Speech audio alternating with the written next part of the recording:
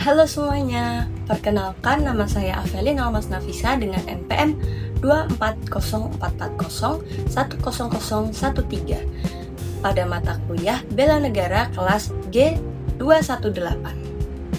Nah, di sini saya membuat video ini bertujuan untuk menjelaskan gambaran besar pada artikel yang sudah saya buat dengan judul Implementasi Nilai Bela Negara berbasis hak asasi manusia dalam perspektif hubungan internasional. Nah, selama ini konsep bela negara itu seringkali dipahami secara sempit sebagai kewajiban militer atau pertahanan fisik. Padahal di era globalisasi saat ini, ancaman itu tidak hanya terhadap perang atau militer, tetapi ancaman non-tradisional seperti pelanggaran hak asasi manusia, krisis kemanusiaan, dan juga tekanan terhadap nilai demokrasi dan kemanusiaan itu juga bisa loh teman-teman. Nah, melalui artikel ini, saya menekankan bahwa bela negara dipahami secara lebih luas, khususnya melalui pendekatan hak asasi manusia dalam perspektif hubungan internasional. Pendekatan ini penting dalam studi hubungan internasional.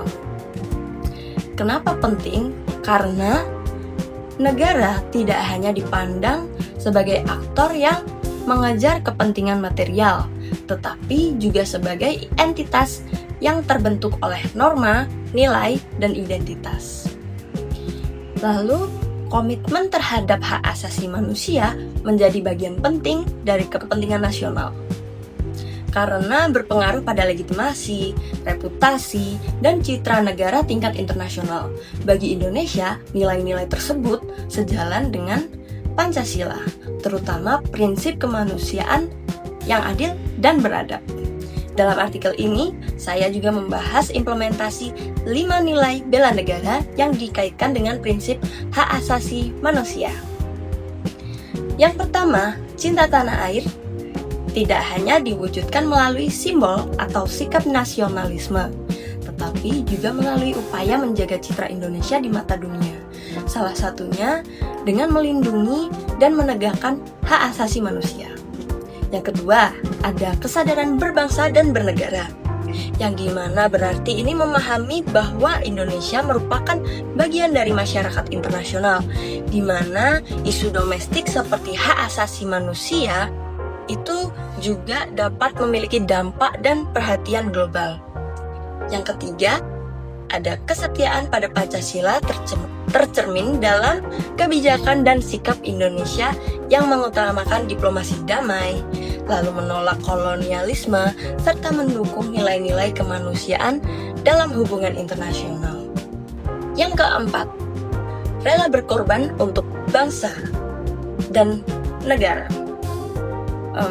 Dalam contoh ini tidak selalu berbentuk pengorbanan fisik atau material ya, tetapi juga dapat diwujudkan melalui kontribusi intelektual, moral, dan sosial, sepertinya penelitian, lalu advokasi pendidikan, dan juga edukasi publik mengenai hak asasi manusia. Nah, yang terakhir, yang kelima, yaitu kemampuan awal bela negara dalam konteks non-militer, yang dimana hal ini mencakup literasi global, terus kemampuan berpikir secara kritis, serta pemahaman terhadap hukum dan norma internasional. Nah, jadi melalui pembahasan ini, artikel saya menegaskan bahwa bela negara bukanlah hanya menjadi tanggung jawab militer, melainkan juga tanggung jawab seluruh warga negara, termasuk mahasiswa dan kaum intelektual.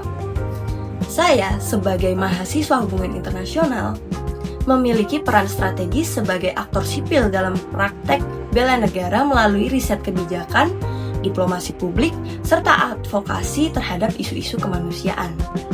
Yang terakhir ada kesimpulannya. Nah, sebagai kesimpulan, implementasi nilai bela negara berbasis hak asasi manusia bukan hanya penting secara moral, tetapi juga strategis dalam memperkuat posisi Indonesia di tengah dinamika hubungan internasional. Demikian penjelasan singkat mengenai gambaran besar artikel yang telah saya tulis. Terima kasih. Wassalamualaikum warahmatullahi wabarakatuh.